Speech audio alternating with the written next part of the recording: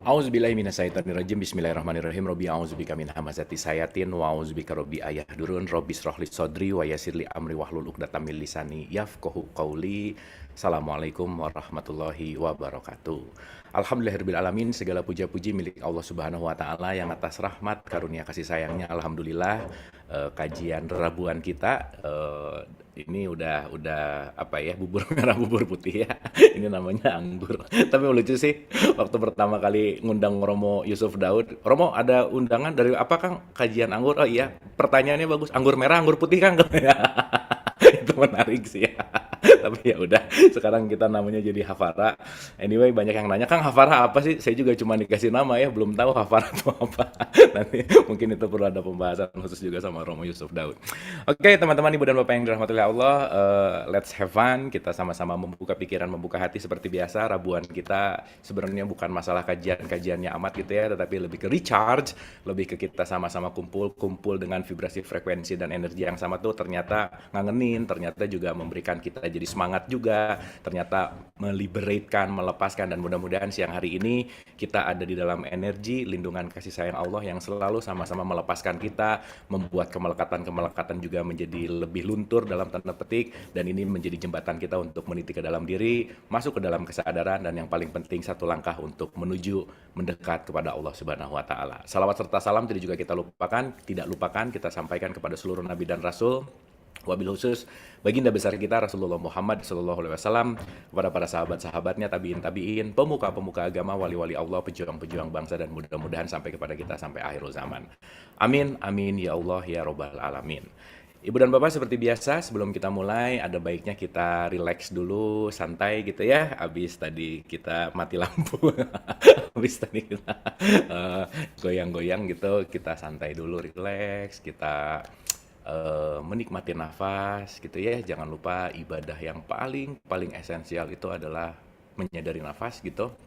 Ketika kita mulai menyadari nafas, menyadari sang hidup, sang maha hidup, bahwa kita masih bersyukur, berterima kasih diberikan kesempatan untuk menikmati hidup ini, yang insya Allah ini juga akan balik lagi ya, jalan untuk kita pulang ke rumah sejati kita, karena hari ini kita akan bicara wukuf.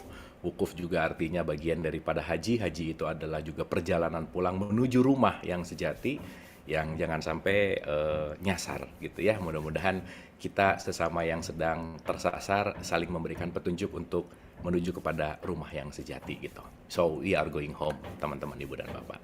Oleh karena itu kita hening dulu sejenak, seperti biasa, relax, badannya boleh santai aja, relax, santai, matanya boleh dipejamkan, kita buka hati kita pasrahkan, kita eh, pikirannya jangan sibuk gitu, yang paling penting supaya pikirannya tidak terlalu loncat ke depan ke belakang, karena pikiran yang sibuk tentu saja akan tidak membuka pintu hikmah, karena kesadaran itu hadir ketika kita di sini saat ini menerima segalanya, memasrahkan segalanya, membuka hati kita. Wabil khusus untuk kedua orang ibu bapak kita, seperti biasa kita doakan senantiasa kasih sayangnya melindungi, kita doakan siapapun yang terlebih dahulu meninggalkan kita doakan siapapun yang sedang sakit dan dalam keadaan musibah, senantiasa kasih sayang Allah memberikan keberkahan, kekuatan, dan keikhlasan. Dan tentu saja kajian di siang hari ini adalah kajian yang selalu diridhoi oleh Allah Subhanahu wa taala. Al-Hadiniyah, Al-Fatihah.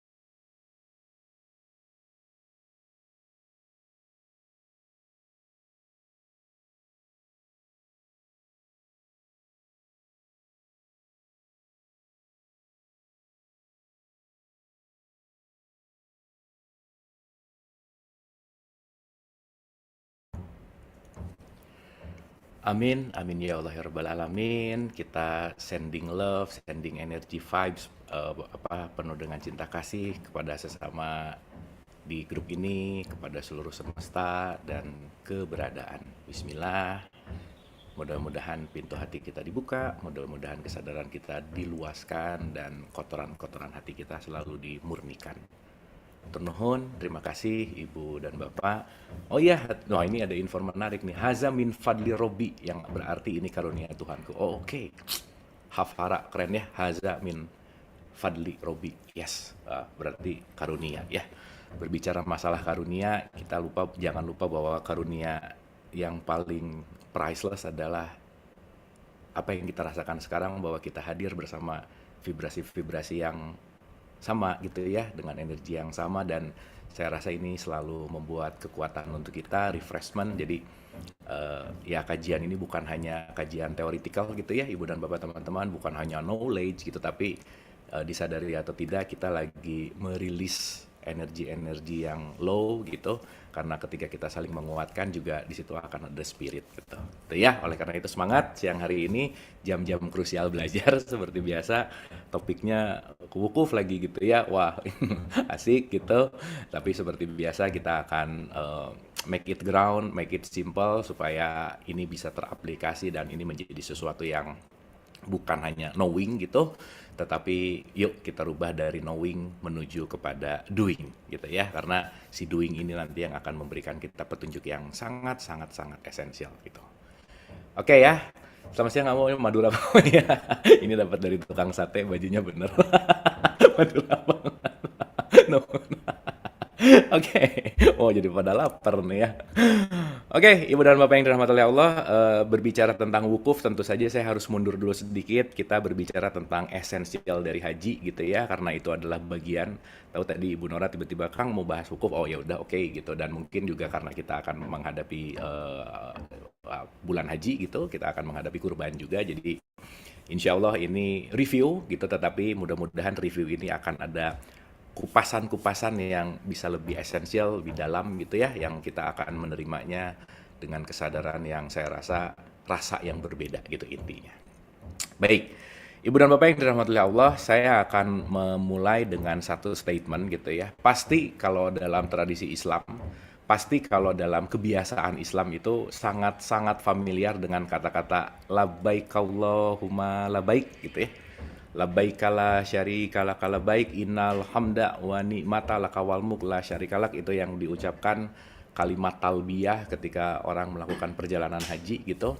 Dan hari ini kita akan berbicara tentang konteks haji atau wukuf tidak dalam syariat saja, tidak dalam konteks ritual, tetapi kita akan masuk ke dalam kesadaran spiritualnya gitu. Artinya Ibu dan Bapak yang mungkin sekarang masih antri mau haji 50, 60 atau 40 atau 30 tahun ke depan, itu adalah antri haji ritual.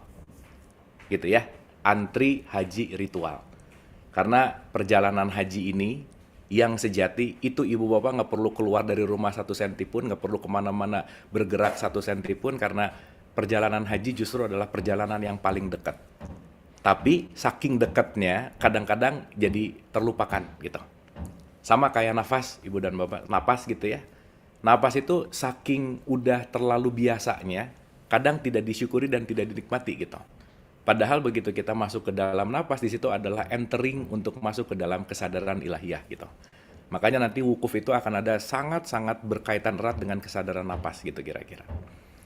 Jelas ya, jadi nanti mudah-mudahan si haji ini bukan hanya jadi ritual, bukan hanya jadi knowledge bahwa oh saya harus berangkat, oh saya harus punya gelar gitu. Karena kadang-kadang ya maaf banget, kalau orang yang pulang haji nggak dipanggil Pak Haji, jadi nggak mau noleh Bu, Pak gitu ya. Saya kan udah pulang haji gitu, kalau nggak dipanggil Pak Haji nggak mau noleh gitu lah kira-kira. Jadi jangan-jangan yang dicari adalah gelarnya, jangan-jangan yang dicari itu adalah prestisnya gitu ya kira-kira. Padahal maaf banget kalau Ibu Bapak perhatikan nama Nabi Muhammad nggak ada hak di depannya ya, nggak ada Haji Muhammad, nggak ada Bu Pak gitu ya. Karena gelar itu bukan tujuan, gelar itu bukan esensinya, yaitu hanya disematkan untuk ya tanda aja orang ini udah pernah ke tanah suci gitu kira-kira. Oke, Ibu dan Bapak. Sekarang kita akan berbicara dulu dari basic design gitu ya. Seperti biasa, basic design kita itu adalah dialah yang awal dan dialah yang akhir gitu. Gitu ya.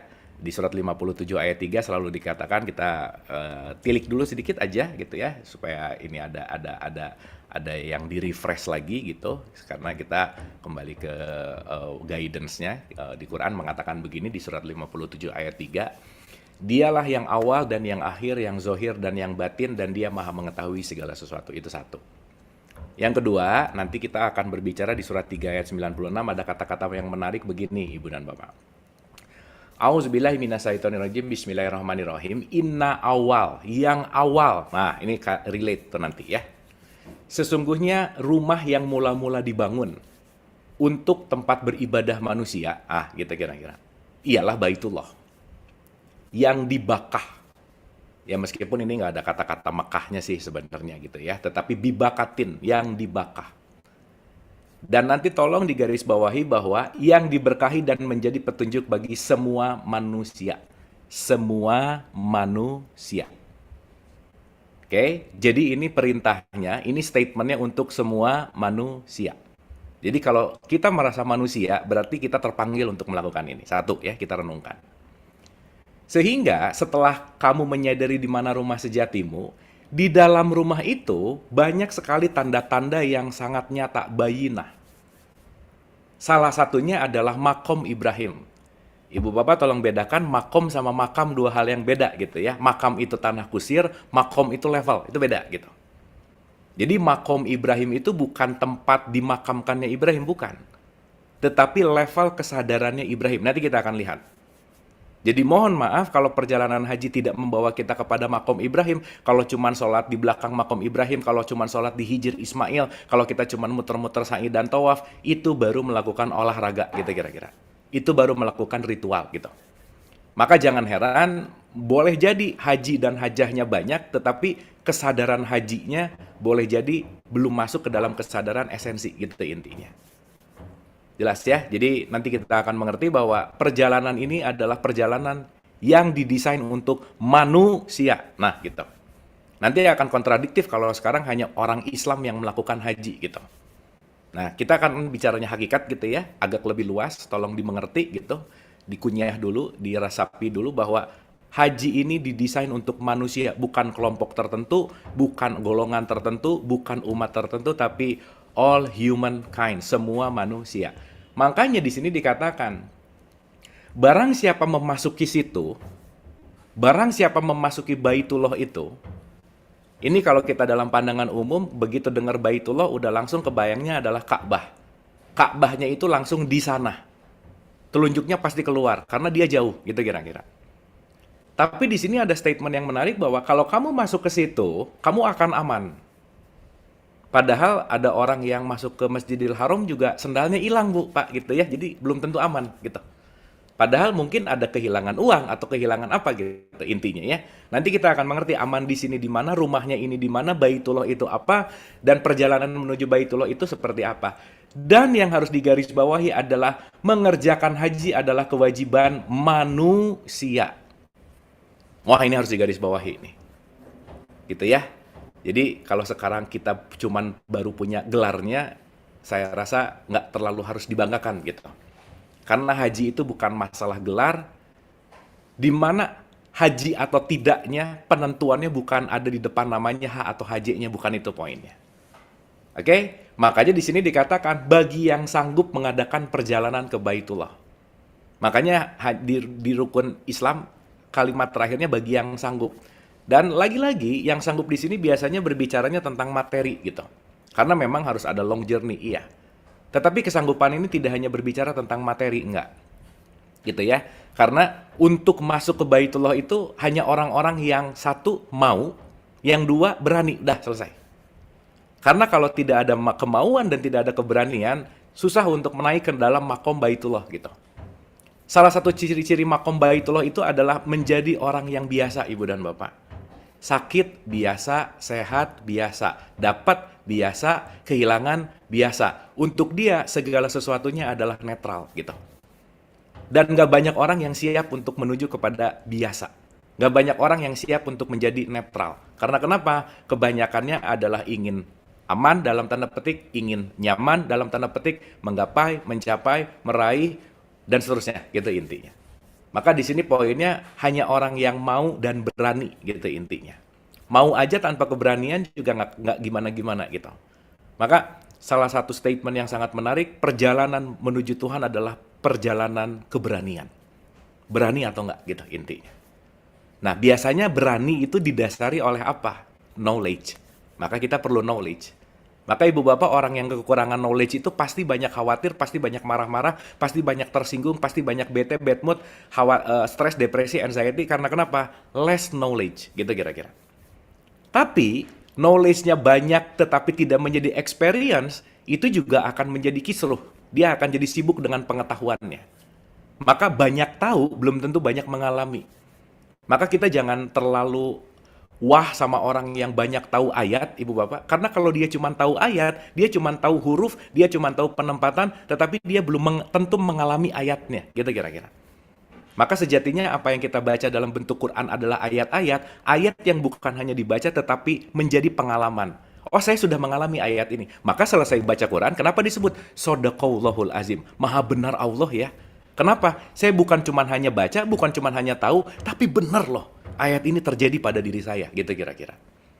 Ya, mudah-mudahan kita bukan hanya jadi pembaca ayat, penghafal ayat, pengumpul ayat. Kan ayat suka dikumpulin tuh di catatannya, catatannya banyak, ada 10, 8 buku misalnya gitu. Tapi cuman berhenti di catatan. Salah enggak juga, tetapi yuk kita hidupkan ayat itu di dalam diri kita menjadi experience gitu. Gitu ya. Makanya esensi hatam Quran tuh bukan selesai 30 juz, Bu. Hatam itu selesai ketika kita sudah tidak bisa membaca lagi gitu. Gitu ya. Makanya kalau ada jokes gini, Ibu Bapak, ada teka-teki lah ya. Nabi Muhammad berapa kali sih hatam Quran? Sekali, Bu, Pak. Karena diturunkannya part by part, sekali selesai. Tapi beliau paham dan mengamalkan gitu. Jadi sekarang bukan hafal, bukan tahu, bukan banyak dalil ngerti apa dan lain, bukan. Tetapi pertanyaannya, apakah ayat ini sudah menjadi pengalaman untukku atau tidak? Apakah saya sudah mengalami ayat ini atau tidak? Gitu kira-kira. Karena kalau ayat ini sudah mengalami, ayatnya jadi hidup. Maka Quran yang sejati itu bukan di buku kitab, bukan di catatan, tetapi ayat yang sudah dialami menjadi experience. Itulah bal huwa ayatum bayyinah fi sudur. Ayat yang nyata, makanya disebutnya adalah bayyinah, tanda-tanda yang nyata. Nyata gitu. Ayat-ayat nyata gitu kira-kira. Jelas ya, makanya kalau kebanyakan dalil juga bisa berantem, kebanyakan pengetahuan juga bisa jadi ribut, bisa ngerasa lebih benar, bisa menjelekan orang lain, merendahkan orang lain gitu. Dan itu juga penting untuk hati-hati gitu. Oke ya, barang siapa mengingkari kewajiban haji, maka sesungguhnya Allah Maha Kaya dan tidak memerlukan sesuatu dari semesta alam. Ya, nggak apa-apa juga sih kalau kamu nggak haji, tapi ya kamu kan nggak bisa pulang dong gitu. Karena hanya yang berhajilah yang bisa ilaihi rojiun gitu kira-kira. Oke ya, ini saya rasa puzzle-puzzle yang akan kita kaji di siang hari ini, puzzle-puzzle yang puzzle-puzzle yang akan kita kupas gitu. Gelar haji bidah. Ya, kita ngomongin bidah itu kan kekreativitasan gitu ya. Bidah tuh bukan sesuatu yang gimana-gimana, bukan gitu. Ibu Bapak mohon maaf ya, buku Quran juga bidah, Bu, Pak. Dulu nggak ada. Ya, baru sekarang ada bukunya gitu. Buku Quran juga bidah anyway gitu dalam tanda petik ya kalau kita mau berbicara gitu. Ya, nanti kapan-kapan kita bahas kalau ngomongin bid'ah itu apa. Jadi jangan terlalu cepat ngomong bid'ah atau apa dan seterusnya, apalagi tanpa sebuah kesadaran dan pengetahuan karena sekali lagi sebanyak-banyak yang kita tahu, lebih banyak yang kita nggak tahu. So, hanya pot yang kosong lah yang dia bisa akan berguna. Kalau potnya penuh, udah nggak bisa kepake gitu. Hanya gelas yang kosong lah yang dia akan bisa terisi untuk diambil air minum. Kalau sudah terisi juga, ya nggak bisa juga gitu. Jadi, yuk selalu jadi beginner mode, selalu jadi mengosongkan, selalu melepaskan konsep. Karena nanti salah satu makna dari haji adalah melepaskan segala konsep gitu intinya. Karena kalau kita masih punya konsep terhadap Tuhan, kita bukan menyembah Tuhan, tetapi kita menyembah konsep tentang Tuhan yang kita buat. Makanya 61 orang di ruangan ini pasti punya 61 persepsi yang berbeda tentang Tuhan gitu. Tapi kalau semua konsepnya dihilangkan, kita akan qul huwallahu ahad. Maka menuju kepada Tuhan tanpa konsep gitu kira-kira. Maka orang yang hidupnya banyak konsep biasanya ribet gitu ya kira-kira. Dalam artian ribet di sini boleh jadi dia diberatkan oleh konsep-konsep yang terlimitasi gitu kira-kira. Nah itulah kenapa kita harus selalu belajar, selalu berkembang, karena hidup ini adalah dinamis, ongoing proses gitu kira-kira. Sip ya, Ibu dan Bapak. Ini jangan jadi serius-serius gini, Ibu Bapak santai aja ya, relax. Jadi serius banget lah gitu. Kita santai aja, oke, flowing. Bismillah. Mudah-mudahan tidak terlalu jadi muter-muter ke kanan ke kiri. Kita mengalir aja. Bismillah. Yang penting esensinya kita dapatkan gitu. Oke. Sekarang kita akan masuk dulu ke coret-coret, ke catatan. Bismillah, kita akan buka part by part by part by part gitu, supaya nanti kita akan masuk ke dalam konsep kesadaran gitu ya intinya. Bismillah. Oke. Nah, sekarang kita renungkan begini, Ibu dan Bapak. Ya, saya mau gambarin hal yang simpel aja dulu supaya ini menjadi satu tolak ukur atau satu apa ya, kemudahan lah ya untuk menggambarkan karena ini penting untuk di apa namanya, penting untuk dianalogikan gitu kira-kira. Oke. Nah, saya kasih contoh gambarannya begini. Ibu Bapak yang dirahmati oleh Allah, dalam konsep hidup selalu rumusnya adalah innalillahi wa inna ilaihi rajiun dalam kacamata spiritual gitu ya. Kita bicara konteks dari datang dari tempat yang sama dan akan kembali. We are returning home. Ya, jadi mau ibu dan bapak lagi ada di mana, lagi dalam kondisi apa, ini hanyalah pijakan untuk pulang. Ingat, jangan melekat pada pijakannya, karena semua yang datang ke kita hanyalah tangga untuk pulang. Destinasinya adalah pulang. Jadi, per sekarang ini bukan destinasi gitu. Jadi kita lagi ada di journey gitu ya, kira-kira gampangannya. Kita lagi ada di dalam sebuah petualangan untuk menuju kepada destinasi gitu. Oke? Bedakan dulu mana jembatan sebagai bridge, mana destinasi gitu. Karena kalau kita nggak bisa membedakan mana destinasi dan bridge-nya, mana jembatan dan tujuannya, sholat bisa jadi destinasi. Puasa bisa jadi destinasi, haji bisa jadi destinasi gitu. Padahal destinasi kita semua hanyalah Dia. Ilaihi rojiun. Kembali kepada Allah. Bahkan kalau sekarang masih nyari surga, surga bukan destinasi juga. Karena kita mau pulangnya ke Tuhan, pemilik surga gitu. Tapi karena manusia ini perlu, ya balik lagi ya, penggambaran, perlu sesuatu yang kadang-kadang harus ada iming-imingnya dulu gitu. Maka Allah ngerti banget gitu. Makanya Allah selalu menggunakan bahasa yang bisa dimengerti sama semua segmen. Bagi segmen-segmen yang penting dulu punish and reward, dia bicara tentang pahala. Bagi orang-orang yang perlu dibujuk dulu, dia bicara tentang surga gitu. Tapi pada akhirnya, bukankah mau pahala maupun surga itu adalah milik Allah? Makanya kenapa Rabi'ah Al-Adawiyah siang-siang bawa ember, ditanya sama teman-temannya, Rabi'ah mau kemana? Mau ngeguyur neraka supaya neraka nggak panas gitu. Supaya orang ibadah tuh jangan takut sama neraka gitu. Jangan pengen surga. Bukankah kita ini hanya ingin kembali kepada Dia gitu kira-kira. Gitu ya. Oke. Nah, sekarang gini, Ibu dan Bapak, ini penting sekali untuk kita renungkan. Ya, topik kita kan wukuf ya, tapi nggak mungkin langsung cerita wukuf karena wukuf adalah part of bagian dari.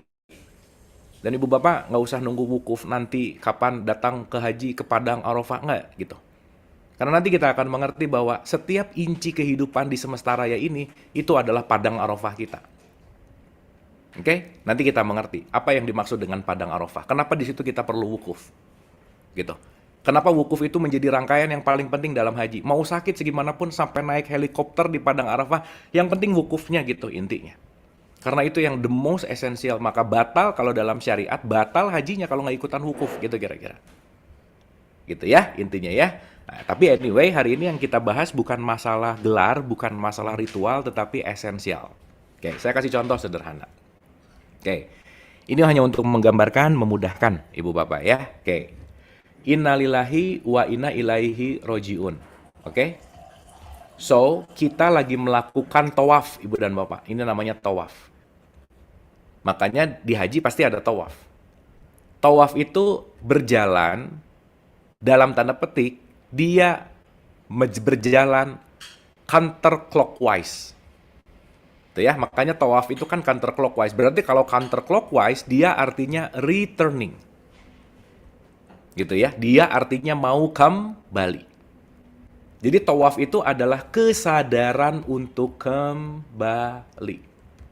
Makanya Ibu Bapak maaf bangetnya orang yang tawaf tuh kadang-kadang sibuk sama bacaannya tapi nggak sadar dia mau kemana gitu.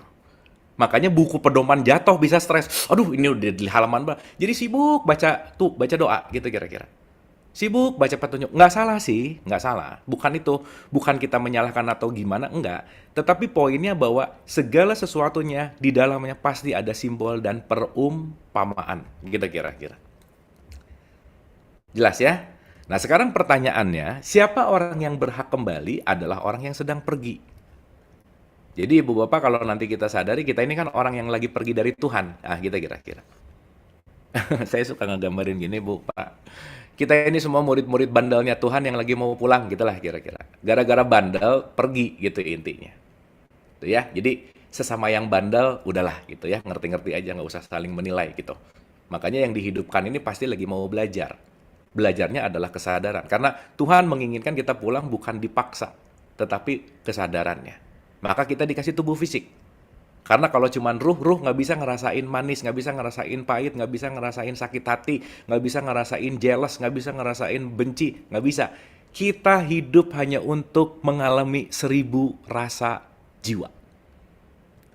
Jadi kalau nanti ada perasaan, oh saya disuruh ngerasain kesel, terima kasih, udah punya rasa kesel. Tapi kalau udah punya rasa kesel, jangan lama-lama dipakai, jangan. Meskipun kadang-kadang muncul juga, gitu kira-kira. Besok dapat rasa lagi, besok dapat rasa lagi, besok dapat rasa lagi. Maka kita hanya sedang mengalir dalam lautan rasa untuk kita icip-icip sebenarnya. Makanya semakin banyak rasa, semakin banyak inventaris esensi emosionalnya, semakin dia akan lebih luas lagi melihat hidup gitu kira-kira.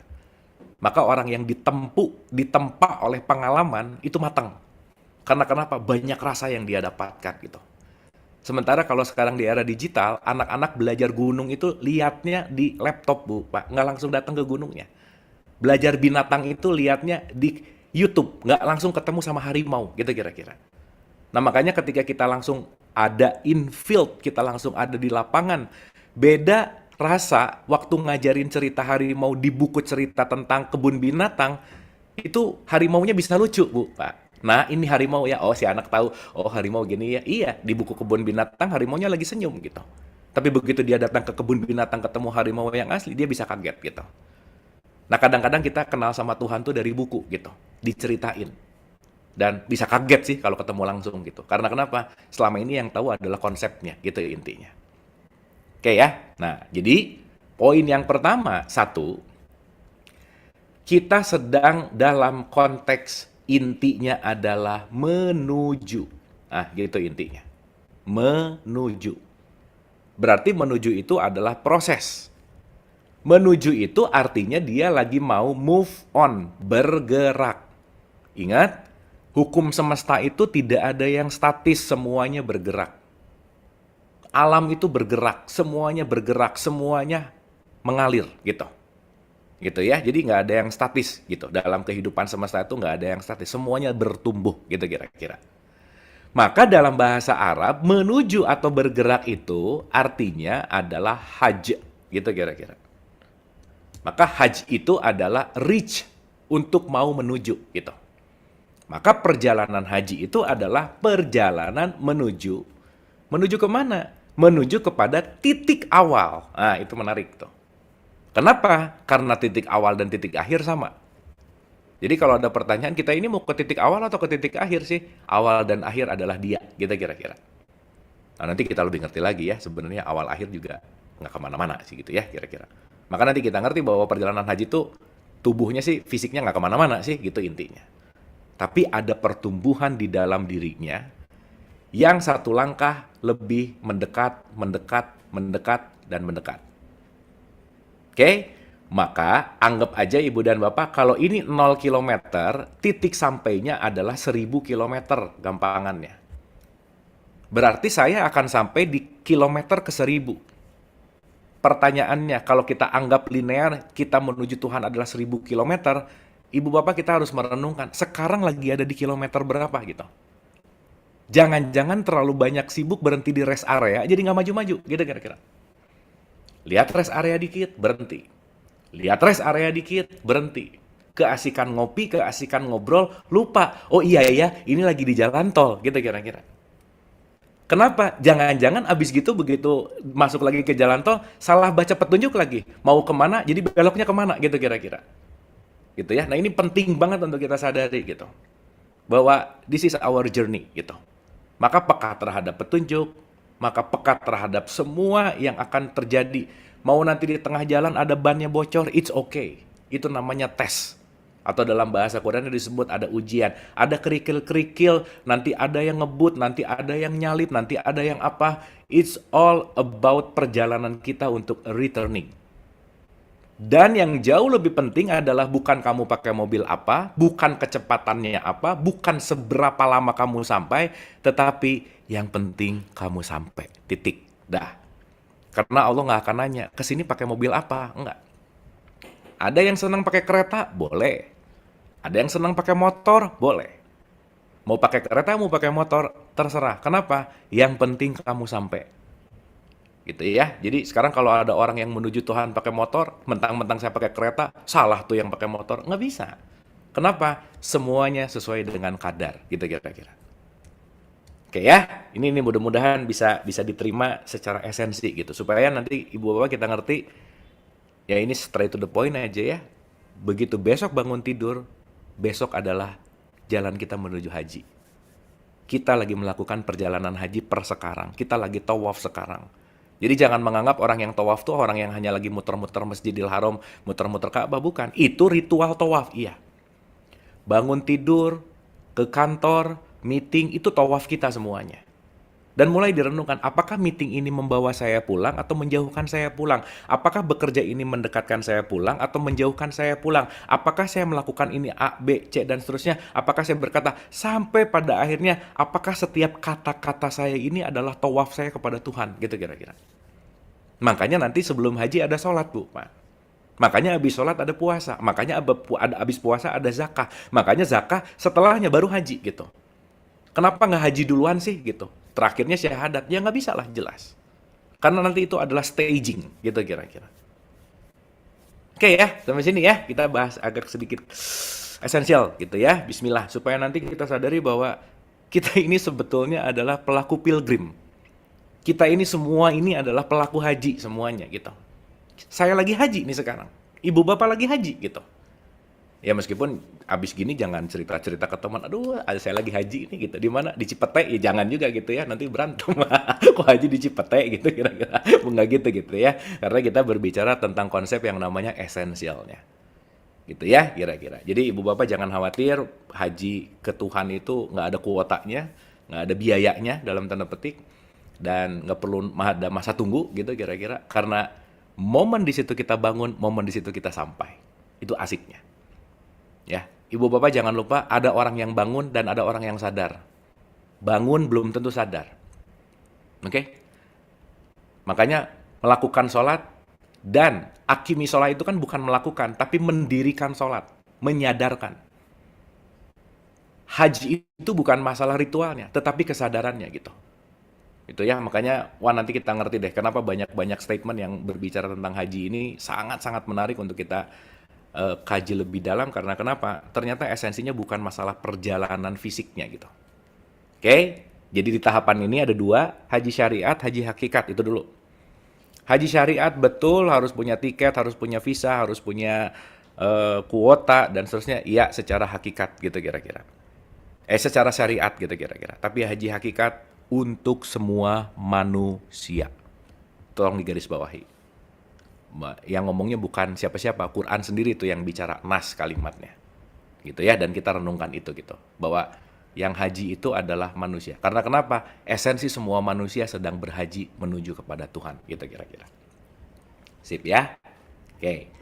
So, jadi nomor satu, kita sadari dulu bahwa poin tawaf itu artinya counterclockwise atau berjalan untuk returning. Jadi nanti kita renungkan, saya lagi tawaf nggak nih gitu? Apa yang saya ucapkan membawa pulang atau menjauh? Nah gitu kira-kira. Jadi ibu bapak setiap detik itu tawaf kita. Jadi setiap saat juga adalah tawaf kita. Mau lagi meeting, lagi kerja, lagi mencuci, lagi memasak, itu adalah bagian dari tawaf gitu. Gitu ya. Tapi secara ritualnya nanti tawaf itu apa? Mengitari Baitullah. Makanya nanti kita akan mengerti kenapa tawaf dimulai dari Hajar Aswad dan kembali ke Hajar Aswad dalam satu hitungan. Dan semuanya ada 7.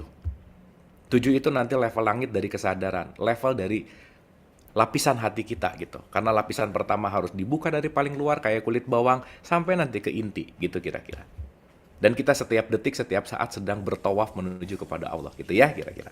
Meskipun mungkin belum pernah ada yang ke sana, belum merasakan tawaf langsung, itu secara ritualnya, tetapi secara spiritual, secara kesadaran, secara esensi, kapanpun, dimanapun sejatinya kita sedang tawaf dalam kesadaran. Oke, nah saya balik nih. Itulah kenapa Ibu dan Bapak, haji itu sangat erat dengan yang namanya kurban. Nah, gitu kira-kira. Nggak ada bulan kurban itu di bulan Ramadan, nggak ada Bu, Pak.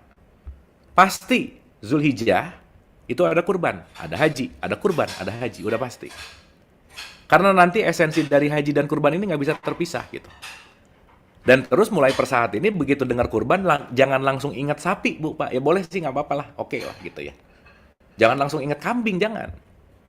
Karena kurban itu bukan urusan sapi dan kambingnya, bukan. Bahkan orang sekarang nyembeli 10 limosin, sapi limosin, belum tentu dianggap kurban sama Tuhan gitu.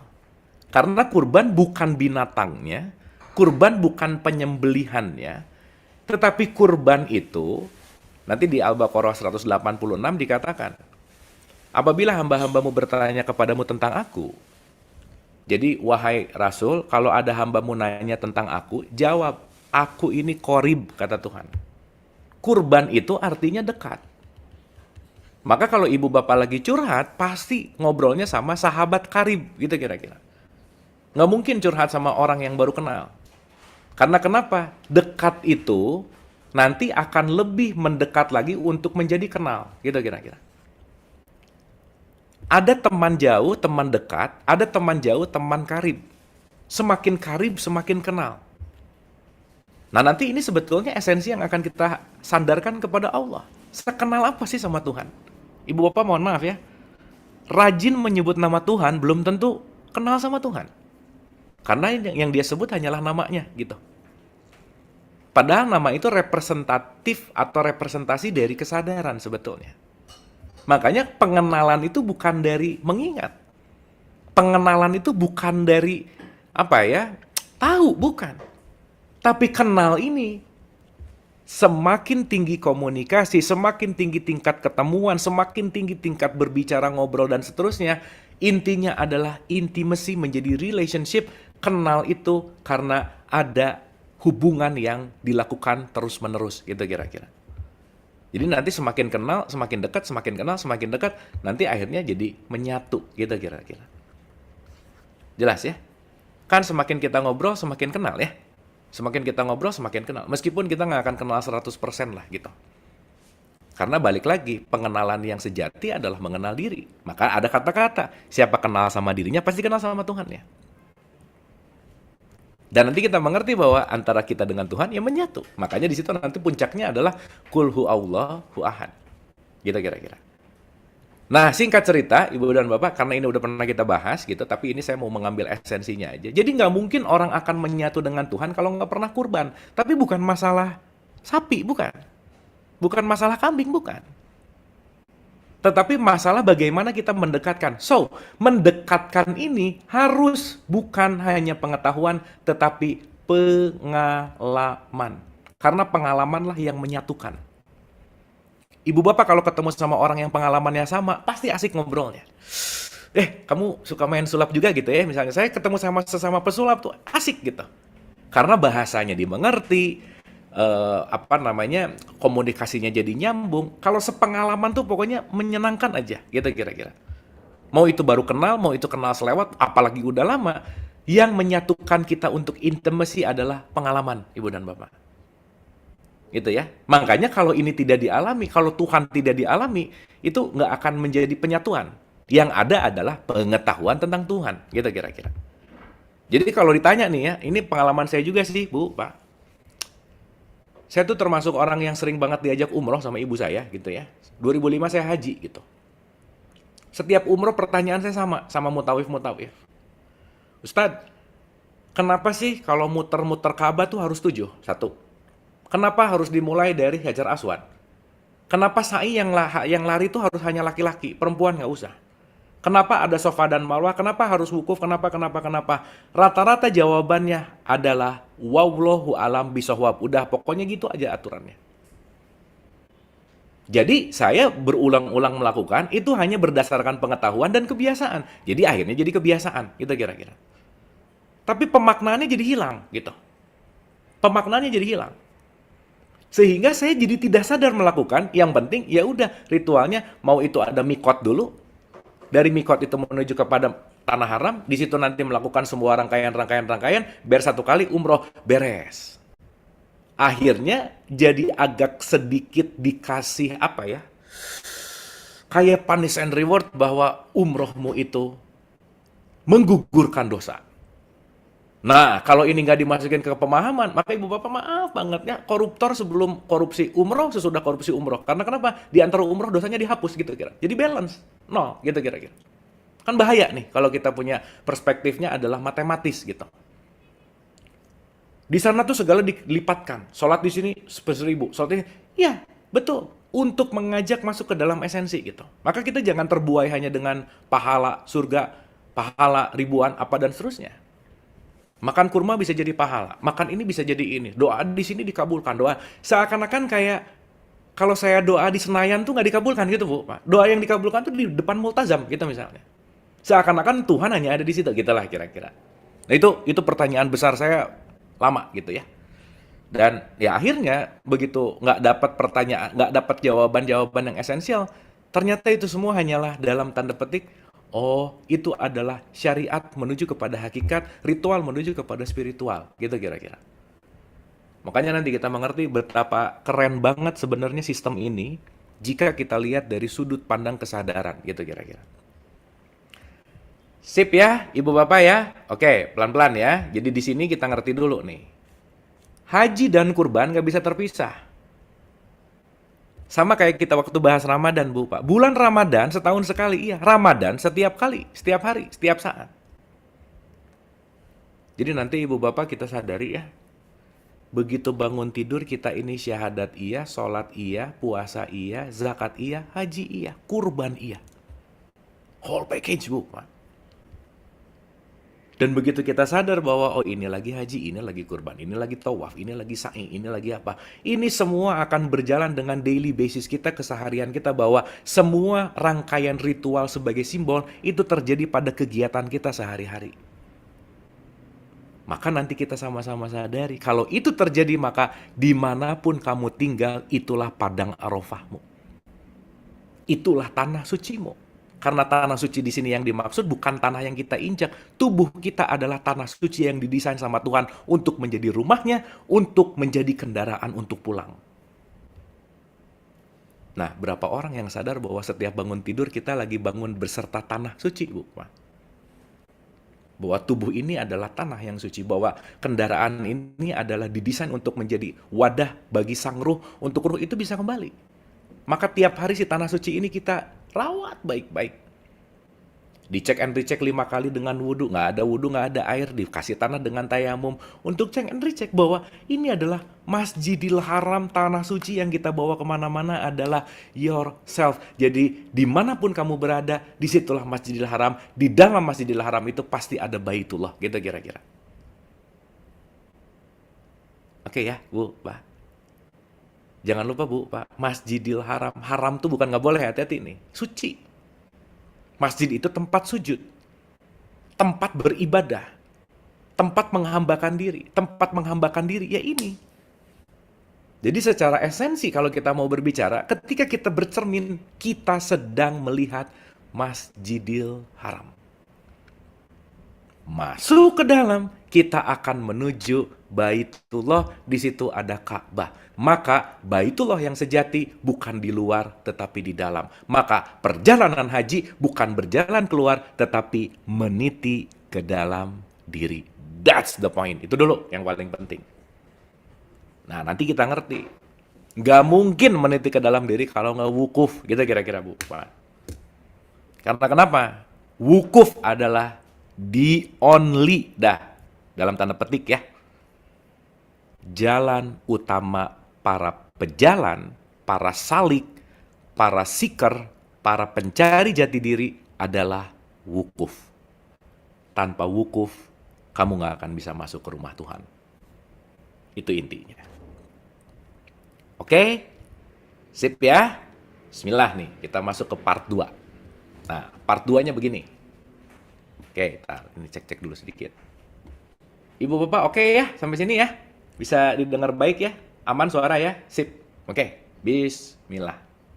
Sip. Dalam bertawa seharusnya kita tahu arahnya. Iya, jelas. Ya, nanti arahnya. Tapi Ibu Bapak maaf ya. Kalau timur dan barat adalah Allah, timur dan barat adalah kepemilikan Allah, timur dan barat adalah Allah itu sendiri, kemana saja kamu menghadap, kemanapun arah kita, ya dia. Ya, jadi sejatinya Ibu Bapak kalau dalam hidup ada yang ngomong, kamu salah arah, enggak, semua arah adalah Allah gitu. Ya, nanti kita paham itu. Bismillah ya, supaya nanti kita nggak banyak ngejudge gitu, nggak banyak nyalahin gitu. Karena kenapa? Kemanapun kita menghadap, di situ aja. Makanya kalau kita sholat dengan kemana arah sholat gitu, disepakati arahnya ke Masjidil Haram gitu. Ya di situ arahnya. Tapi kan bukan berarti itu arah Tuhan hanya ke arah kiblat, bukan. Makanya nanti di Quran ada pemindahan kiblat, Bu, Pak. Supaya nggak terlalu menuhankan kiblatnya. Supaya menyadari bahwa, hati-hati loh, Tuhan itu bukan ada di kiblat yang kamu sekarang hadap. Kalau kamu ngadep balik ke kiblat yang lain, emang nggak ada Tuhan di situ, gitu kira-kira. Tapi kan ya, untuk menjadi satu kesepakatan yang dalam konteks ibadah yang ada ritualnya bersama, kan repot juga ya, kalau kiblatnya masing-masing, masa bapaknya ke timur, ke barat, anaknya ke timur, jadi tabrakan atau gitu ya, kira-kira. Nah itu teknis lah, itu intinya. Ya, tapi ngomong arah, Ibu Bapak, ingat kemanapun kita mengarah, di situ wajah dia gitu. Jadi Ibu Bapak jangan khawatir, sejatinya kita tuh nggak pernah salah arah. Gitu ya. Cuman pertumbuhannya yang berbeda. Karena kemanapun arahnya ke dia. Mau ke kanan ujungnya nyampe, ke kiri ujungnya nyampe. Mungkin kalau ke kanan agak sedikit banyak terjal-terjalnya gitu aja. Tapi ke kiri juga banyak bukitnya juga gitu, sama semuanya. Gitu ya. Jadi itulah kenapa Tuhan selalu mengatakan jalan menujuku tuh sebanyak, dalam konteksnya ini untuk memudahkan, sebanyak ruh yang aku tiupkan. Jadi kalau ada 7 miliar manusia sekarang, ada 7 miliar jalan menuju Tuhan. Gitu ya, dan semuanya adalah menuju kepada dia. Gitu. Sip ya? Oke, nah sekarang kita masuk ke etapa kedua. Jadi yang pertama, kita mulai sadar dan mengerti bahwa daily life kita adalah ibadah haji, itu dulu. Daily life kita adalah tawaf kita menuju kepada Tuhan. Supaya nanti kita sadar bahwa, oke, saya ini lagi pilgrim nih sekarang. Karena Ibu Bapak maaf ya, begitu orang ke Mekah ngerasa lagi umroh dan haji, begitu pulang ngerasa biasa lagi gitu. Jadi ngerasa umroh hajinya tuh di sana gitu. Makanya banyak yang pengen balik lagi ke sana karena ngerasa bahwa dapatnya di sana apa, seakan-akan di tempat kita masing-masing itu nggak ada Tuhan dalam tanda petik gitu. Ya nggak apa-apa ya, anyway ya, it's okay gitu. Aduh kangen nih sama Ka'bah gitu kira-kira. Karena yang dia kangenin adalah tempat. Nggak apa-apa. Pada level tertentu yang dia kangenin adalah tempat. Tapi kan Tuhan ada di semua tempat. Makanya di surat Al-Quraisy, Robbahazal bait. Ingat loh ya, jangan menyembah rumahnya. Sembahlah pemilik rumahnya. Gitu kira-kira. Karena bukan itu poinnya gitu. Nah, sekarang yang kedua sebelum kita masuk ke wukuf. Ya mudah-mudahan ini jadi fundamental dulu. Karena kalau nggak bahas ini tiba-tiba pokoknya wukuf gini ya. Nah, nanti nggak jadi story yang asik gitu. Ya, tapi ini sekali lagi kita rangkai sedemikian rupa supaya masuk ke dalam hakikat kesadaran. So, kalau mau ke 1000 kilo kan harus melalui 1, 2, 3, 4, 5, 100, 200, 500, 900. Nggak ada dong langkah dari 0 langsung 1000, nggak ada. Kereta api itu kalau jalan di relnya nggak bisa loncat, Bu, Pak. Dia selalu mengalir. Ya kalau loncat repot ya, Bu, Pak. Kalau loncat gitu, nggak bisa. Susah gitu. Tapi dia selalu menapaki relnya. Gitu ya, selalu menapaki relnya. Oke ya, Ibu Bapak ya. Nah, sekarang yang jadi pertanyaan adalah, berarti kalau saya mau dari titik 0 menuju kepada 1000 titik destinasi, berarti saya harus memperjalankan Ya, ini kalimatnya perhatikan baik-baik nih. Beda antara jalan dan memperjalankan, itu beda.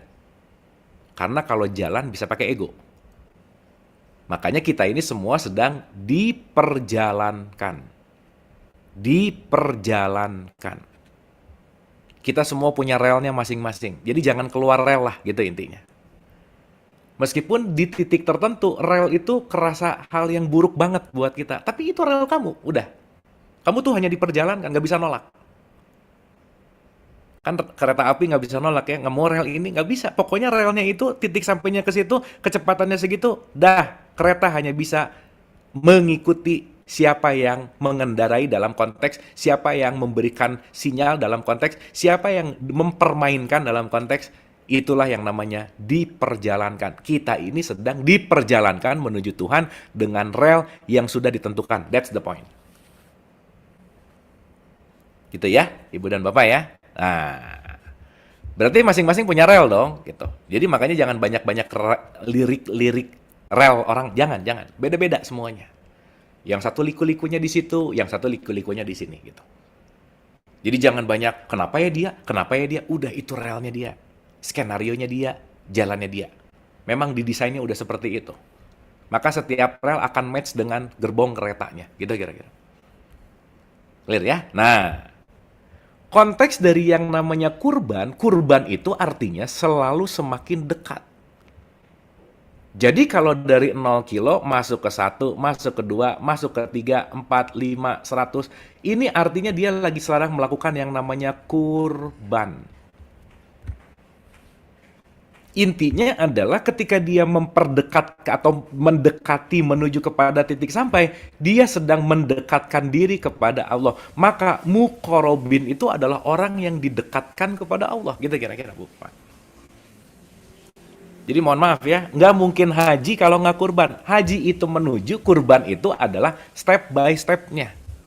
Haji itu akan sampai kepada tujuan, tapi kurban itu kilometer 1, kilometer 2, kilometer 3, dan seterusnya. Nah, kita harus menyadari lagi di kilometer berapa sekarang. Makanya kita harus selalu melakukan yang namanya kurban. Selalu melakukan yang namanya pendekatan kepada Tuhan. Gitu kira-kira. Ibu bapak, teman-teman, sorry to say. Sholat 5 waktu itu bukan jalan untuk mendekatkan diri kepada Tuhan. Karena itu hanya ritual. Puasa, ritual yang hanya tidak makan dan tidak minum, itu bukan jalan untuk mendekatkan diri kepada Tuhan. Karena itu hanya ritualnya. Tetapi esensi dari sholatlah, esensi dari puasalah yang akan mendekatkan kita kepada Tuhan. Makanya kurban dianalogikan dengan menyembelih, di mana Ibrahim menyembelih putra-putrinya. So, ibu dan bapak, straight to the point. Apa sih kurban kita setiap hari? Sembelihlah semua yang melekat kepadamu. Intinya adalah sembelihlah apapun yang menjadi kamu melekat kepada selain Allah. Gitu kira-kira. Jadi poin intinya adalah penyembelihan konteks yang namanya ego yang nanti akan masuk ke dalam kemelekatan. Gitu kira-kira. Makanya disimbolkan dengan binatang, dengan anak. Karena anak itu simbol sesuatu yang sangat melekat. Maka kamu jangan terlalu melekat sama apa yang kamu tidak harus melekat dong. Maka harta, anak, jabatan itu adalah Ismail kita, gitu intinya. Maka kita sebagai Ibrahim sembelih dong Ismailnya. Kecintaan berlebih terhadap A, terhadap B, terhadap C. Karena kenapa? Begitu kamu lebih mencintai selain Allah, di situ kamu jaraknya semakin jauh, gitu kira-kira.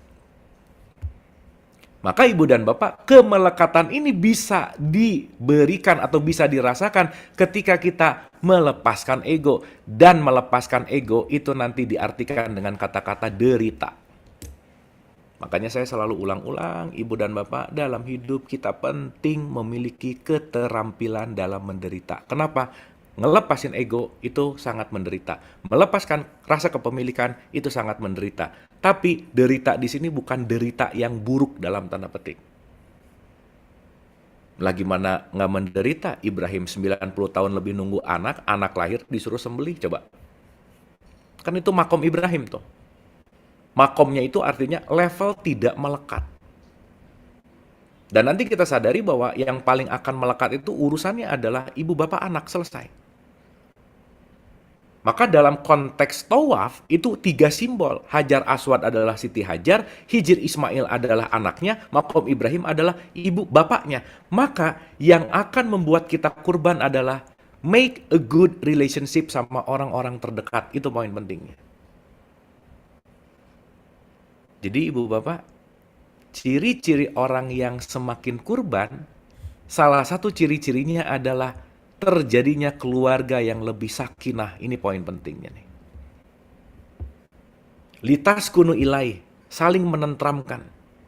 Keberadaan kita, keberadaan siapapun, menentramkan orang yang di dekat dengan kita. Karena kenapa? Kita tahu, sadar, dan bahwa mengerti sekali bahwa orang yang didekatkan ke kita itu adalah alat untuk kita berkurban, gitu. Ibu bapak juga bedain ya, beda antara kurban dan korban perasaan. Beda bu, Pak, bu. Korban, kurban itu 2 hal yang beda gitu ya. Berkurban itu ya nggak salah sih, berkorban iya, tetapi kurban di sini adalah mendekatkan. Tidak ada yang lebih bisa mendekatkan kecuali kita melepaskan kemelekatan. Makanya menyembelih sifat kebinatangan dalam tanda petik. Jadi maaf banget ya, mau nyembelih sapi atau kambing, tetapi kemelekatannya tetap tinggi terhadap selain Allah dalam tanda petik, belum kurban dia. Maka daging-daging dan darahnya nggak nyampe ke saya, kata Tuhan. Yang nyampe itu ketakwaan kamu. Maka kita disuruh kurban. Kenapa? Ya udah, kamu kan punya uang, beli sapi dong. Sapinya kasihin ke fakir miskin. Supaya kamu sadar bahwa kamu punya hak juga tuh, di harta-harta kamu ada hak untuk fakir miskin. Supaya kamu nggak ngerasa memiliki, gitu kira-kira. Oke? Jadi sekarang ibu bapak ketika ada orang nyebelin kita maafkan, itu namanya berkurban. Ketika ada orang yang perlu bantuan kita membantu, itu namanya sedang berkurban. So, poin melepaskan ego, poin bagaimana kita masuk meniti ke dalam jalur kasih sayang Allah, itulah dalam konteks yang namanya kurban gitu. Dan itu seirama dengan perjalanan haji, gitu kira-kira. Dapat ya, Ibu dan Bapak ya. Ini kayaknya nggak mungkin selesai satu episode ya, tapi mudah-mudahan kita nyampe ke wukuf deh hari ini gitu. Ya, ini panjang gitu ceritanya. Belum kita bahas Hajar Aswad tuh apa, Hijr Ismail tuh apa, Maqam Ibrahim tuh apa, kenapa harus ada sa'i, kenapa Sofa dan Marwah, kenapa laki-laki yang cuman lari gitu, kenapa ada jumroh, kenapa ada tahalul gitu. Oh itu so beautiful Ibu dan Bapak. Kenapa harus pakai ihram? Nah, ihram means baju tidak ada jahitan. Tapi jangan diartikan itu baju fisik. Kamu harus melepas jahitan-jahitanmu kepada kemelekatan. Jadi kalau sudah mulai tidak melekat dengan apa-apa, kamu sudah menggunakan pakaian ihram. Maka nggak bisa tuh. Mau sekeren apapun CEO, mau umroh haji, pakai jas nggak boleh bu. Tetap ihram aja udah. Nggak ada jahitan, nggak ada kemelekatan, nggak bisa. Di situ mau menggambarkan bahwa di matanya Tuhan semuanya sederajat gitu. Ya, di matanya Tuhan semuanya nggak ada kamu A, nggak ada B, nggak ada C. Pakaian-pakaian dunia kamu tuh lepasin, kemelekatan jahitannya tuh lepasin, gitu kira-kira. Tuh ihram gitu. Jelas ya, Ibu Bapak ya. Nah, tapi kita sadar sekarang mau Ibu Bapak sekarang ke pesta pakai jas, tapi nggak melekat. Jas itu akan jadi ihram. Tapi jangan juga sih pakai baju ihram ke pesta perkawinan yang dingin, Bu. Gitu ya, kira-kira. Paham ya maksudnya ya? Bedakan antara pakaian ihram sama baju ihram, karena pakaian dan baju itu 2 hal yang berbeda gitu. Kayak nanti pelan-pelan kita akan bahas detail supaya kita nyampe dulu ke wukufnya gitu. So, dalam kesadaran ini kita udah mulai ngerti dan paham nih. Oh, oke, ternyata ini adalah daily basis gitu. Gitu ya. Ini dalam konteks di mana ini semuanya adalah perjalanan sehari-hari kita gitu. Oke, bagaimana menjadi titik kita saat ini? Nanti kita bahas ya Pak ya. Jadi sapi dan kambing yang dikurbankan itu bukanlah sapi yang kambing yang sesungguhnya ya, hanya simbolik dari pelepasan. Ya, betul sekali Pak Kang Andri gitu. Gitu ya. Jadi itu adalah simbolis gitu. Jadi jangan terlalu sibuk sama kan sekarang ya kambingnya berapa kilo, sapinya. Bener sih itu bagus juga, penting gitu. Tapi poinnya adalah hakikatnya tuh sebetulnya menyembelih ego gitu, menyembelih kemelekatan gitu kira-kira. Dan itu bukan ritual setahun sekali bukan, at any time. Jadi nanti sadar bahwa Oh, begitu saya mulai menerima bahwa ternyata saya tidak bisa mengkontrol anak saya karena dia adalah individu yang lain. Ternyata dia punya skenario lain, saya nggak bisa ngatur dong, gitu. Melepaskan hak mengatur, oh itu kurban banget, Bu. Kan selama ini ngerasa bahwa anak itu diatur sama orang tua, gitu. Padahal orang tua itu dihadirkan hanya untuk menemani bertumbuh, gitu. Makanya disuruh disembelih tuh Ibrahim tuh suruh nyembelih Ismail. Hati-hati lah ya, Him. Nih, Ismail nih individu yang beda nih. Dia punya jalur cerita sendiri gitu. Sembelih dong. Jangan atas kecintaan sehingga kamu jadi merasa memiliki gitu kira-kira. Karena at the end kan kita pulang juga masing-masing gitu ya kira-kira. Oke ya, Ibu Bapak ya. Jadi mulai bisa kita masuk. Saya akan masuk ke tahapan si wukufnya nih sekarang. Nah, jadi gini ceritanya. Karena requestnya kan ngomongin wukuf gitu. Meskipun ini agak loncat, tapi mudah-mudahan nanti kita ngerti secara esensi. Nah, Ibu Bapak yang dirahmati oleh Allah, gampangannya begini. Kalau kita berbicara tentang konteks kesadaran, oke, ada satu partikel di dalam diri kita yang sering membuat kita tidak sadar. Dan itu memang ditanamkan, dan itu memang didesain juga untuk kita menjadi bertahan hidup. Survival mode gitu. Itulah yang disebut dengan keinginan, desire, akal, pikiran, mau-mau, dan seterusnya lah gitu kira-kira. Bahasa gampangnya kita satuin aja namanya ego gitu kira-kira. Karena kalau nggak ada ego kita nggak bisa berbuat juga gitu. Tapi ego justru bisa jadi Tuhan. Maka kalau ego yang menjadi nakhoda, kita akan selalu dibimbing untuk menjauh. Maka orang yang egonya tinggi dan dibimbing oleh ego, satu, pasti sulit bersyukur, merasa kurang, merasa nggak nyampe-nyampe, banyak sedihnya, banyak khawatirnya, karena kenapa? Dia hidup dalam ilusi. Ego itu nanti di part tertentu akan menjadi satu ilusional, dalam tanda petik ya. Ya ini panjang ceritanya, tapi ini gampangannya gitu aja. Oke? Sementara rumah yang mula-mula dibangun itu adalah Baitullah. Baitullah fisik itu bentuknya kubus. Yang kita sebut sering dengan yang namanya Ka'bah. Tapi di statement tertentu Nabi Muhammad mengatakan qalbun mukmin itu Baitullah. Bait itu rumah. Oke? Oh, ternyata kolbun mukmin itu Baitullah. Ternyata si kolbu ini adalah Baitullah itu sendiri.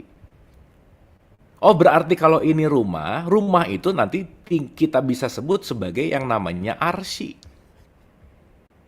Arsy itu adalah singgasana, tempat berada dalam tanda petik.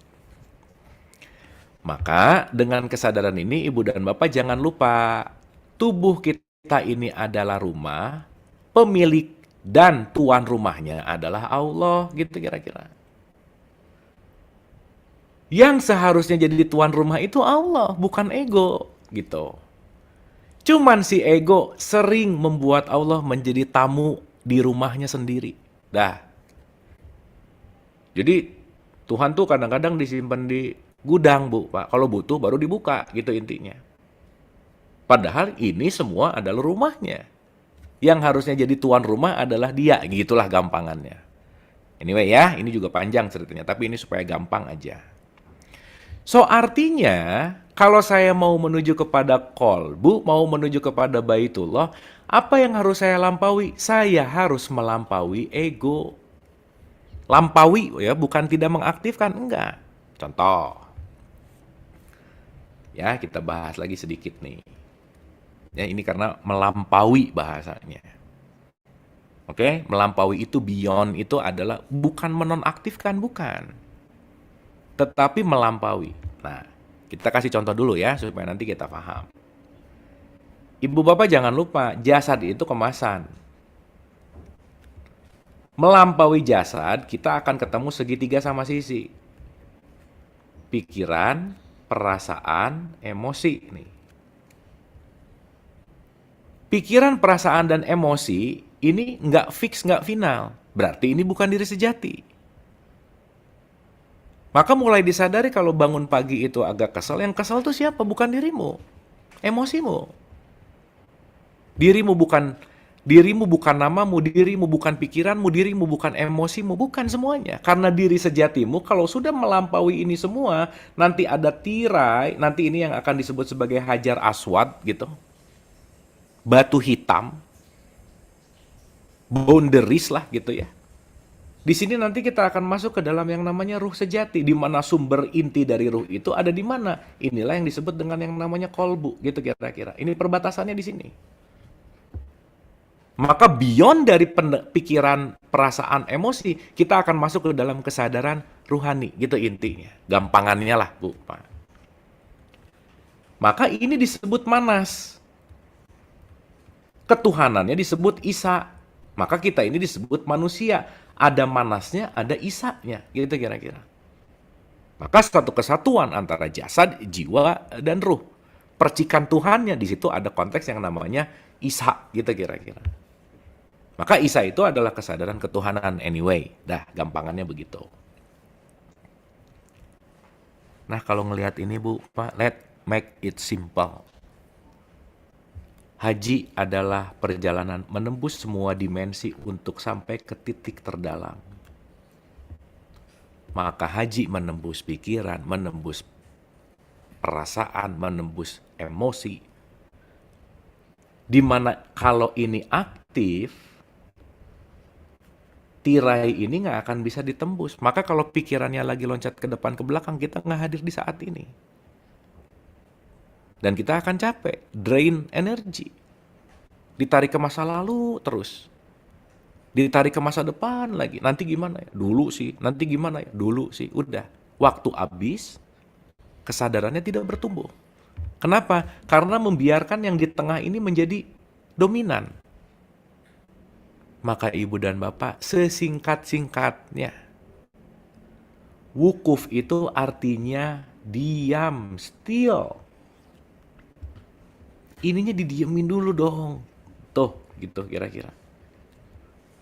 Karena begitu ini diam, begitu ini tidak mengapa-ngapa, akan open the door, membuka jembatan untuk beyond, menuju kepada kesadaran inti, gitu kira-kira. Makanya ini dilakukan di mana? Padang itu tempat. Arafah itu mengenal.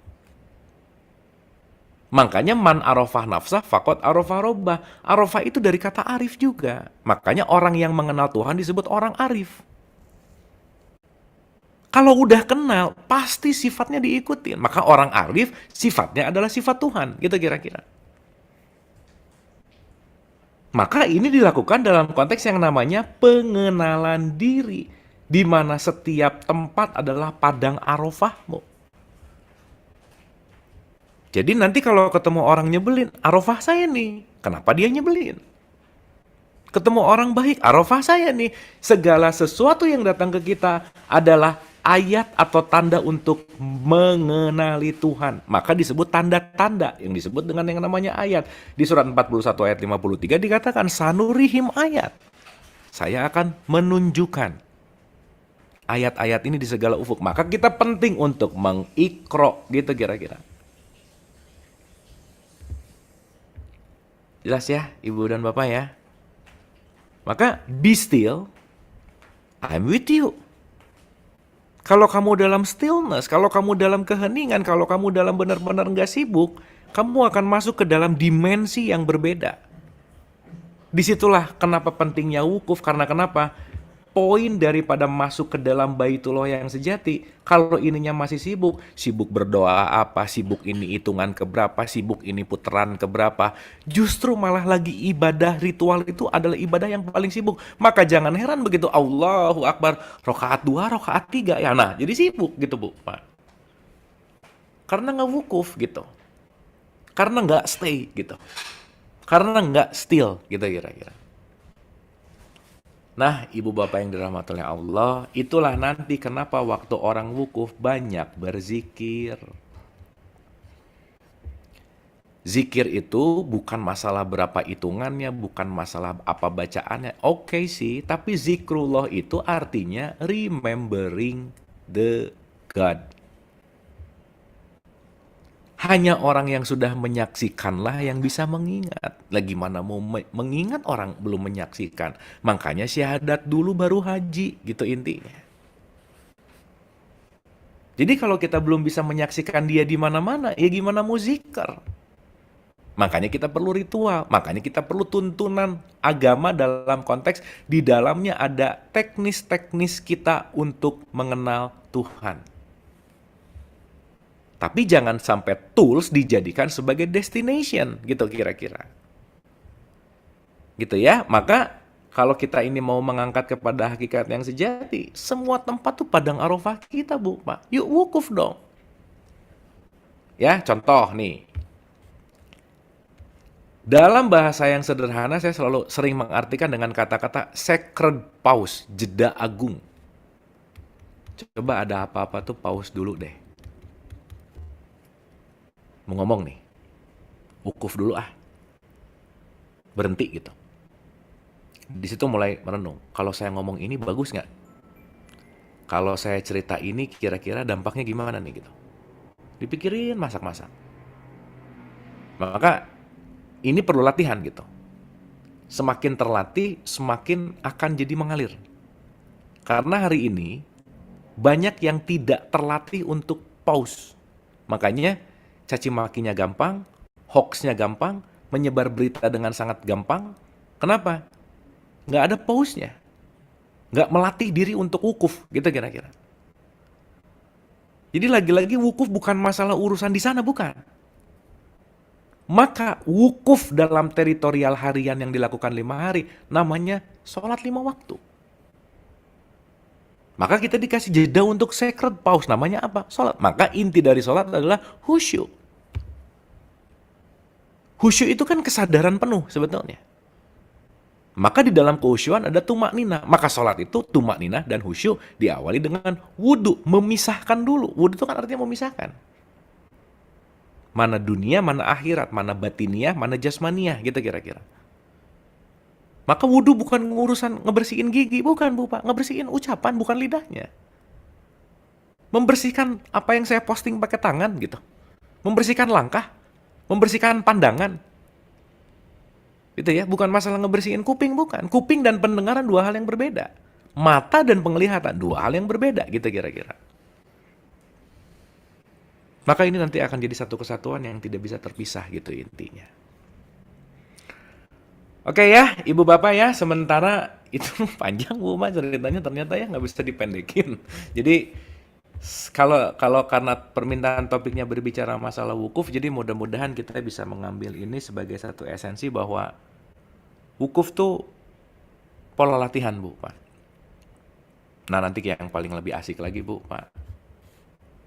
Kalau kita berbicara dalam konteks gitu, aku tiupkan ruh. Maka peniupan itu ada dalam konteks yang namanya napas gitu. Kalau 1 jam itu 60 menit, Bu, Pak. Berapa detik dalam 1 jam kita menyadari sang napas? Dah itu. Semakin kita main-main ke dalam kesadaran napas, semakin kita dalam konteks yang namanya wukuf, gitu kira-kira. Karena menyatu dengan napas berarti menyatu dengan sang hidup. Di situ kita akan masuk ke dalam dimensi yang beyond dari pikiran, perasaan, dan emosi gitu. Nah, ciri-ciri orang yang mau wukuf tuh nggak baper gitu Bu, Pak. Bukan perasaan gitu. Bukan emosi juga.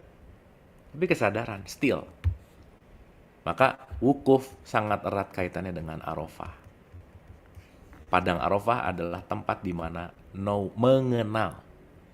Kenal lah ya, bukan tahu, beda tuh. Tahu, Abu tahu, kenal belum tentu. Itu ya, maka antara tahu dan mengenal dua hal yang berbeda. Apalagi gimana mau tahu dan kenal kalau belum menjadi sang saksi? Gitu. Asyhadu alla ilaha illallah. Maka bersaksi diikuti dengan mengingat, diikuti dengan kontrol kesadaran untuk selalu membersihkan kapasitas kolbu. Disitulah kamu melakukan perjalanan menuju. Syahadat, sholat, puasa, zakat, haji. Ya ini sama kurban satu kesatuan lah sebenarnya. Meskipun itu nggak masuk di dalam rukun gitu ya. Tapi mudah-mudahan ibu bapak bukan hanya gelar, bukan hanya prestis, bukan hanya kewajiban yang dogmatis gitu ya.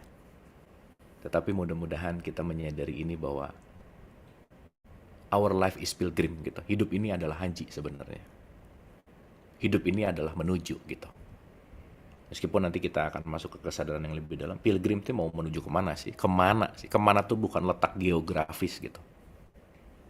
Surga itu bukan letak geografis, neraka itu bukan letak geografis. Nggak ada di peta gitu. Maka rumah Tuhan juga bukan letak geografis, nggak ada di peta.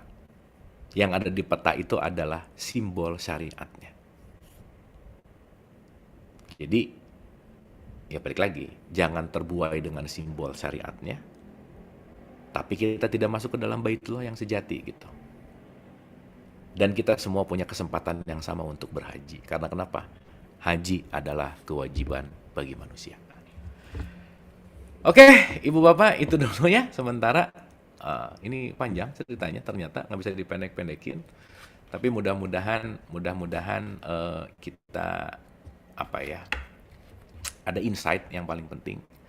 Ada sesuatu yang bisa kita jadi bahan perenungan gitu ya, ibu bapak. Dalam konteks perenungan ini lebih kepada ini kita sadari bahwa itu bukan hanya ritual gitu Bu, bukan hanya olahraga, olah fisik gitu, tetapi bismillah mudah-mudahan itu membawa kita menuju kepada kesadaran yang lebih substansi, yaitu kesadaran rohani kita gitu.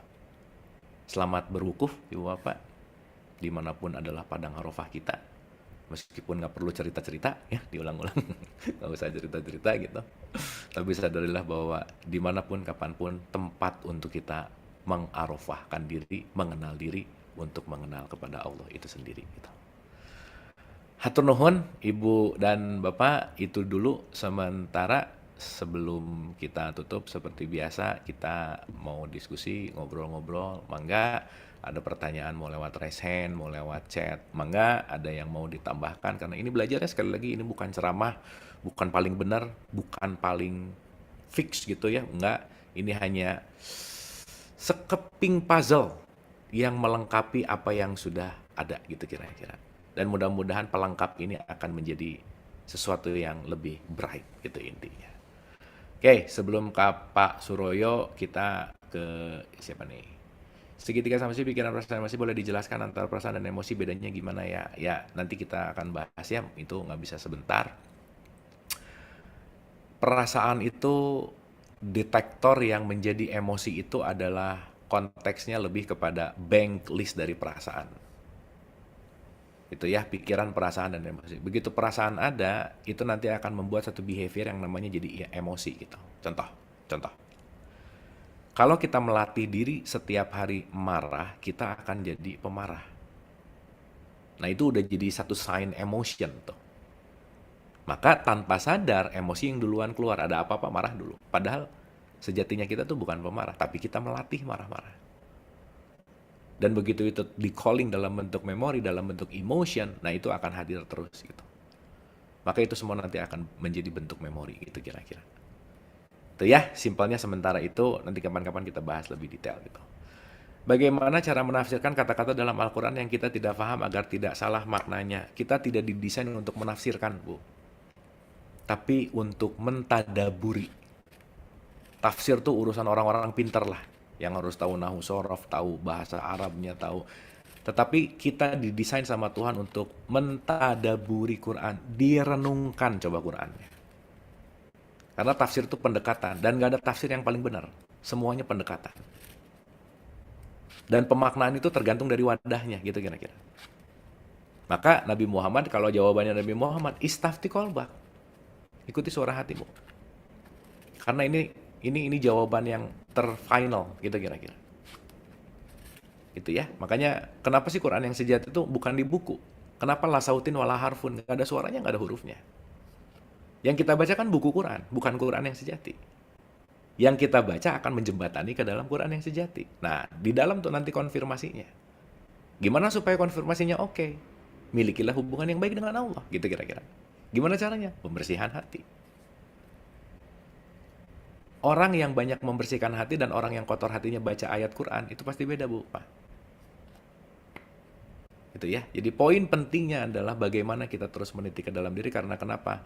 Kesejatian petunjuk itu ada di dalam diri kita, gitu. Gitu ya, kira-kira. Oke, Pak Suroyo, silakan. Terima kasih Kang Abu. Banyak pertanyaan nih. Pertama, terima kasih banget nih udah apa Allah pertemukan, Allah perjalankan.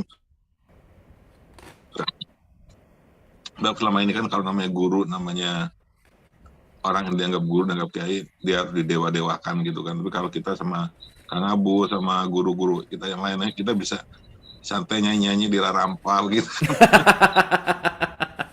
tapi Iya, tapi Pak. tetap artinya kita menjaga, menghargai, tapi tetap tidak, sang guru tidak membatasi diri gitu kan. Nah jadi seperti gini kan, pengetahuan yang dialirkan bisa kita terima dengan sangat-sangat mudah untuk dicerna gitu kan. Malah dipaksa-paksa nyanyi lagi, Pak. Gimana tuh, Pak? Iya, jadi kan selama ini ada misalnya salah sedikit sama guru gitu kan, dianggap wah kamu adabnya nggak baik ke guru gitu kan. Apalagi kalau nama sebut mursyid gitu kan, udah harus seperti didewa-dewakan gitu. Apakah memang mursyid itu yang mendewakan diri, atau ada suatu paham yang harus kita rendawakan mursyid itu gitu ya? Satu pertanyaan itu. Kedua, ini tadi menyimpang dari yang tadi, karena saya bersyukur aja udah diperjalankan sampai di sini ketemu Kang Abu. Tapi tetap ini nggak menyimpang karena kita bicara perjalanan sekarang kan ya. Nah terus kedua, mengenai kurban, itu kurban itu sebenarnya kan artinya dasar dari kata karib, artinya mendekat, pendekatan diri. Nah untuk mendekat pada Allah gitu kan, bolehkah kita anggap Allah itu sebagai teman misalnya, sebagai istri, karena kita waktu kita belum kenal, kita nggak tahu istri itu apa, tapi setelah kita lama kita bicara, berdialog, terus berinteraksi, kita tahu istri lagi ngambek atau istri lagi senang gitu kan. Nah kan akhirnya kan itu interaksi. Nah itu kepada Allah, gimana cara kita ngomong sama Allah, ya Allah, aku pengen bicara nih, aku ingin dengar suaramu gitu kan. Itu emang gimana sih prakteknya gitu untuk mengasah hal itu gitu kan. Sebab dengarkan tadi kan dengan suara hati gitu kan, suara kalbu.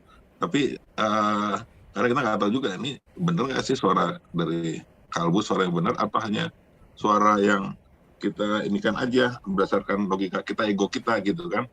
Ini terkait dengan pertanyaan agak nakal dikit nih, masalah mengenai pemelekatan tadi kan, detachment. Kita melekat pada yang terdekat, yaitu anak, istri, segala macam. Oleh karena itu kadang kita berpikir, gue meninggalin warisan untuk ahli waris gue, maka belilah asuransi gitu kan. Nah artinya dengan asuransi itu kita sudah lebih melekatkan diri dan tidak mau melepaskan kelekatan itu gitu Kang Abu. Jadi ini pertanyaan nakal aja sepintas muncul barusan gitu Kang Abu. Itu aja sementara Kang Abu. Sebenarnya banyak naik perjalanan sekarang, saya sampai di mana sekarang itu gimana yang ngukurnya gitu kan. Ya sementara itu dulu Kang Abu, banyak benar pertanyaan itu dulu. Terima kasih banyak. Oke, Pak Suroyo, mungkin kita bahas satu-satu gitu ya tentang yang pertama dulu gitu. Ini untuk memudahkan aja gitu. Dan anyway, kita kan selalu dinamis, belajar bersama gitu ya. Dan sekali lagi ini kita benar-benar forum yang kita sama-sama untuk belajar gitu. Poin pentingnya ada di situ. Gini, Pak, intinya ya untuk kita sama-sama sadari. Kalau kita mengambil perspektif, let's say gitu ya, ada kata-kata bahwa siapapun itu adalah imago Dei, the image of God gitu. Jadi kalau ini Tuhan Allah, dia mengimagekan dirinya sebagai the imago Dei-nya gitu. Image-nya adalah inilah yang disebut dengan yang namanya guru gitu kira-kira. Jadi guru ini sebagai image yang dipinjam untuk menuntun menuju kepadanya gitu kira-kira. Oke ya, Pak ya, ini kita lihat dari perspektifnya dulu gitu. Maka benar tuh tadi kata Bu Tina, Ustadz juga manusia. Bener. Dalam konteks bahwa ya kan balik lagi ya, ini adalah image gitu. Nah, kalau saya mau menganalogikan sederhana, Pak, gampangannya ginilah. Kalau kita lagi di rel kereta, lokomotif terdepannya ini adalah dia sang petunjuk untuk sampai kepada terminal yang paling akhir. Oke? Berarti kalau saya mau ikut si lokomotif ini, ya seenggaknya kita ini adalah gerbong, Pak. Oke? Jangan-jangan ketika kita masuk ke terminal kereta Gambir misalnya, masuk ke gerbong, duduk nyaman, gimana, dari mau Jakarta mau ke Bandung yang harusnya 4-5 jam, tapi karena kita asik sibuk, asik ngobrol, asik apa, asik gimana, 1 jam, 2 jam, 3 jam, 4 jam, 5 jam, 6 jam, 7 jam, kenapa masih di Gambir ya, gitu kira-kira. Ternyata kaitan ke lokomotif depannya belum dipasang gitu Pak, kira-kira. Jadi nggak ngikut lokomotif gitu intinya. Oke ya? Nah Pak, sesimpel bahwa guru itu hanyalah pengait kepada lokomotif, that's it. Yang akan selalu membawa kita untuk mengaitkan kepada lokomotif yang paling depan, di mana dia hanya akan menjadi pengait supaya gerbong kita itu ngikut kepada lokomotif yang paling depan. Di mana disinilah fungsi dari jembatan imago, image of God, yang itulah yang nanti yang akan disebut dengan mau utusan, mau apa penamaannya. Tetapi ini yang akan menjadi penghantar katalisator kita untuk selalu nyambung sama lokomotif yang paling depan gitu kira-kira. Nah, sekarang tergantung nih, kita mau ada di kelas VIP, ekonomi, atau kelas kambing, Pak. Terserah nih mau yang mana. Itu pilihan tuh, gitu. Gitu ya, nanti kita bahas pelan-pelan gitu. Tapi tadi pertanyaannya seperti itu, gitu. Nah, kembali lagi bahwa ujung-ujungnya kan kita hanya mau merangkaikan kepada lokomotif yang paling depan, gitu, supaya sampai, kan intinya sampai. Dan kita nggak bisa melewati jarak demi jarak ini semua gitu. Kalau ikutin lokomotif depan, dia ngelewatin kilometer 90, kita nggak bisa loncat. Ini harus di flow terus mengalir, mengalir, mengalir, mengalir, mengalir. Yang di depannya berhenti, berhenti semua. Angkut lagi penumpang baru. Jalan, jalan lagi. Dan dia akan sampai karena, ya kalau kita mau sebut bahwa, ya kita tahu dong siapa masinisnya di sini gitu. Itu ya yang akan membawa kita menuju kepada terminal titik sampai gitu kira-kira. Gitu Pak Suroyo. Yang kedua, berbicara tentang kemelekatan. Gini, melepaskan kemelekatan itu bukan berarti jadi nggak ngurus anak, bukan. Melepaskan kemelekatan itu bukan berarti jadi nggak peduli, bukan. Justru melakukan itu semua, melakukan apapun dalam konteks, mau itu warisan, mau itu asuransi, mau itu pendidikan, apa semua, bukan dalam rangka memegang, dalam tanda petik, menggenggam, atau jadi justru malah memiliki gitu kira-kira. Justru dengan kesadaran bahwa untuk meliberate-kan dia, untuk membebaskan dia, saya kasih kamu pendidikan, saya kasih kamu sekolah, saya kasih kamu A, saya kasih kamu B, supaya kamu knowing yourself, supaya kamu benar-benar bertumbuh sesuai dengan skenario-nya. Karena nanti dia juga punya gerbong sendiri gitu. Dan itu nggak bisa kita ganggu. Dan nggak bisa kita atur gitu intinya. Makanya di surat 3133, ingat loh ya, khawatirlah pada satu hari, bapak nggak bisa nolong anak, anak nggak bisa nolong bapak, gitu intinya. Karena kita pulang sendiri-sendiri dan dilahirkan antara ayah, ibu, dan anak, ini pasti ada ikatan yang harus menjadi, apa ya, dalam tanda petik, penyelesaian lah, gitu intinya. Nah makanya kenapa Ibrahim disuruh menyembelih Ismail, hati-hati, ibu, balik lagi lah ya. Gibran mengatakan bahwa dia lahir darimu tapi bukan milikmu, gitu intinya. Karena seorang ibu merasa bahwa melahirkan apa dan lain-lain, merasa bahwa ini menjadi, terus nanti dia kecewa ketika suatu saat si anaknya jadi nggak respect sama ibunya. Ya nggak gitu dong, atau jadi dagang ya itu mah. Bukan ikhlas gitu. Kamu tuh ya nak, udah mama lahirin, wah. Kalau anak-anak masih kecil, kalau anaknya nakal, malah ditakut-takutinnya lebih ngeri lagi. Kamu masukin lagi loh ke perut, nggak bisa juga bu, repot juga ya gitu ini, gitu ya kira-kira. Itu kan ada nilai yang kayak melepaskan bahwa dia lahir darimu iya, tetapi bukan milikmu karena kenapa? Sekali lagi itu semua hanyalah nanti perjalanan rel-rel berikutnya yang akan membawa kita menuju kepada enlightenment gitu kira-kira. Dan ibu bapak, nanti kita sama-sama sadari, ngomongin guru nih ya, udahlah nggak usah jauh-jauh bu, Pak. Guru spiritual tertinggi dalam hidup itu adalah pasangan dan anak, titik, udah nggak ada lagi. Udah nggak ada lagi. Karena hanya pasanganlah yang akan selalu membuat kita menjadi orang sabar, membuat kita menjadi orang ikhlas, anaklah yang akan membuat kita menjadi orang yang melepaskan detachment dan seterusnya. Karena itu memang sudah didesain menjadi pasangan namanya juga.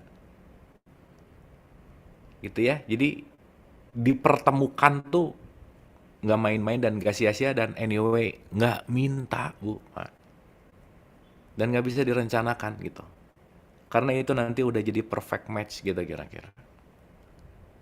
Makanya kalau di surat undangan ada sakinah, mawaddah, warohmah. Nanti kapan-kapan kita bahas deh gitu. Yang suka missing tuh adalah mawaddah warohmahnya biasanya gitu. Untuk litas kunu tuh seperti apa sih gitu intinya. Maka ibu bapak yuk perhatiin. Adam kasusnya sama anak-anaknya. Nuh begitu. Lut begitu. Ibrahim sama bapaknya. Anaknya disuruh sembelih coba. Jadi kisah klasik dari para nabi dan rasul tuh urusannya masalah pasangan anak bu. Pak udah itu mah kisah klasik aja. Karena disitulah letak pembelajaran tertinggi dalam spiritualitas adalah once kita bisa liberating kemelekatan sama orang-orang terdekat. Maka ada Hajar Aswad, ada Hijir Ismail, ada Makom Ibrahim. Itu kan segitiga sama sisi yang kita harus lepaskan kemelekatannya sebenarnya. Gitu intinya. Gitu ya. Jadi melepaskan kemelekatan tuh bukan ya udah kamu aku, bukan. Justru menjadi teman bertumbuh untuk dalam konteks ya balik lagi. Jadi sadarilah bahwa anak atau pasangan itu individu yang berbeda gitu. Dia juga punya skenario dan punya kurikulum gitu intinya. Maka ketika kita membiarkan menjadi jati dirinya, that's it gitu. Cuman kan kalau kemelekatannya tinggi, jadi ngerasa sayang tapi jadi keluar dari kurikulum gitu. Karena saya dokter, dan saya tahu dokter itu mensejahterakan, ngelihat anaknya jadi musisi nggak mau, dipaksa jadi dokter gitu misalnya. Karena ukurannya apa? Rupiah misalnya. Padahal boleh jadi di rumahnya ada Picasso gitu. Tapi Picasso-nya suruh jadi dokter, ya nggak jadi dong gitu. Makanya lucu ibu bapak, ini kadang-kadang ya kalau dalam dunia pendidikan, ada anak matematiknya nilainya 5, seni rupanya nilainya 10, yang dilesin matematik coba. Aneh nggak? Padahal kan yang terbaik itu yang dimiliki bakatnya adalah seni rupa. Harusnya mantepin aja udah di seni rupa karena memang dia didesain untuk jadi seni rupa gitu misalnya. Yang jelek malah dilesin. Ya ini bukan berarti jelek, bukan, tetapi poinnya adalah karena kita nganggap bahwa yang sukses itu yang matematikanya bagus gitu kira-kira Bu. Pak. Itu sih poin pentingnya gitu. So kalau dalam analogi kesederhanaannya gini Pak, analogi sederhananya gini. Anak itu bisa bahan bakunya kayu, bisa bahan bakunya besi, bisa bahan bakunya stainless, bisa bahan bakunya plastik. Jangan dijauhkan dari bahan bakunya gitu. Kalau dia bahan bakunya kayu, jadikanlah dia kursi yang megah, dah gitu intinya. Tapi jangan disuruh jadi panci gitu. Karena bahan bakunya juga kayu, gitu kira-kira. Nah, nanti pertumbuhannya itu punya punya jalannya, punya skenarionya, dan kemelekatan itu bukan berarti nggak peduli, bukan berarti jadi nggak punya hubungan, bukan. Tetapi jangan merasa memiliki dan sadarilah kita nggak pernah punya apa-apa gitu, itu poinnya. Makanya Ismail disuruh disembelih itu disuruh dijauhin lagi, supaya ya itu tadi, detachment gitu. Gini deh gampangannya. Ngerasa sayang, apa yang dipengenin anak selalu dibeliin gitu. Ya kalau anak SMP minta Alphard, ya jangan dikasih Alphard. Gimana cara nyembelihnya? Udah kasih Avanza dulu deh, misalkan gitu. Nah itu kurban namanya gitu. Dalam tanda petik. Karena ketika keinginan si anak ini bisa memotivasi segala cara untuk didapatkan karena drive-nya ya, ego gitu. Akhirnya yang nggak harusnya dapat jatah Alphard dijatah-jatahin gitu. Jadi nyari cara gitu intinya. Akhirnya jadi keluar tuh dari rel dalam tanda petik gitu. Nah, so kembali lagi bahwa segala sesuatunya berdasarkan si skenario tadi gitu. Pak Suroyo, saya rasa itu dulu simpelnya. Mudah-mudahan ada sesuatu yang bisa sedikit menjawab gitu. Tapi intinya poinnya adalah seperti itu. Dan kalau tadi berbicara bahwa gimana sih how to communicate, apa itu udah berbicara masalah rosok gitu, dan itu nggak ada parameter indikator gitu Pak Suroyo. Ya. Oh, kalau saya hubungan baik sama Tuhan yang udah oke, tiap malam dapat cahaya biru gitu misalnya. Enggak gitu, nggak ada gitu gitulah gitu. Kalau saya udah oke, saya selalu dapat rezeki yang banyak. Enggak juga. Kadang orang yang lebih dekat sama Tuhan, konteks rezekinya juga udah bukan masalah materi gitu misalkan. Dan seterusnya gitu. Jadi nggak ada yang sakal ke parameter indikator. Tapi poin dari semua poinnya adalah simple. Once dia lebih punya kesadaran terhadap Tuhan yang oke, intinya adalah dia akan lebih ringan dalam mengalir dalam kehidupan. Itu aja sih. Flowing gitu. Itu salah satu. Kalau mau disebutin indikator parameter gitu ya, more happiness gitu kira-kira. Lebih banyak nerima, lebih banyak mengalir, nggak banyak khawatir, nggak banyak sedih gitu misalkan. Nah, itu salah satu ciri-cirinya once itu ada peningkatan kesadaran gitulah kira-kira. Ya tapi itu bukan patokan inti sih gitu. Karena nggak ada yang tahu juga sih sebenarnya Pak. Yang tahu hanyalah aku dan kamu kata Tuhan gitu intinya. Gitu ya, apalagi kita mau nilai orang gitu. Wih, orang ini udah hebat banget ya, santai. Iya, kelihatannya, nggak tahu ya dalamannya kan kita nggak tahu gitu. Gitu intinya. Oke, Ibu Bapak. Wah, tampaknya udah wukuf-wukuf semua nih ya, udah diam-diam semua. Mentang-mentang bahas wukuf jadi diam semuanya. Oke, nuhun pisan. Mudah-mudahan ada manfaatnya. Curcol. Iya ya. Aduh. Hatur nuhun Ibu dan Bapak. Mudah-mudahan ada sekali lagi ada sesuatu manfaat dari pertemuan kita di siang hari ini, dan yang paling penting bukan masalah hanya materinya gitu ya, tapi penguatan hati kita untuk kita selalu menyatu dalam kasih sayangnya gitu ya, kira-kira untuk hati kita jadi terhubung. Silaturahim kan itu ya, silah itu jalan, rahim itu adalah kasih sayang, so terhubung, saling menyemangati, saling memberikan spirit, jadi keep life gitu, enjoy the life, keep happy, sehat selalu, hatur nuhun, mohon maaf lahir dan batin, wabillahi taufiq